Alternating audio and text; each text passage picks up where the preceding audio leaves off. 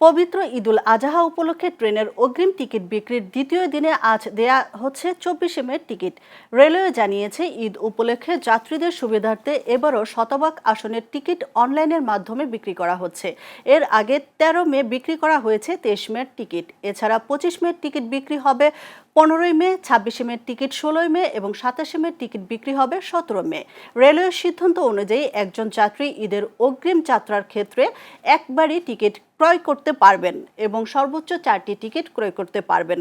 এছাড়া এসব অগ্রিম টিকিট ফেরত বা রিফান্ড করা যাবে না। এদিকে কুরবানির পশু পরিবহনের জন্য বিশেষ ব্যবস্থা হিসেবে চালু করা হচ্ছে দুটি ক্যাটল স্পেশাল ট্রেন। আগামী 22 ও 23 মে ট্রেন দুটি দেওয়ানগঞ্জ বাজার ও ইসলামপুর বাজার থেকে ছেড়ে কমলাপুর, তেজগাঁও ও ঢাকা ক্যান্টনমেন্ট স্টেশনে পৌঁছাবে। অন্যদিকে পবিত্র ঈদুল আজহায় নারী যাত্রীদের নিরাপদ যাত্রা নিশ্চিত করতে প্রতিটি যাত্রীবাহী ট্রেনে নারীদের জন্য একটি নির্দিষ্ট বগি সংরক্ষণের নির্দেশ দিয়েছেন হাইকোর্ট।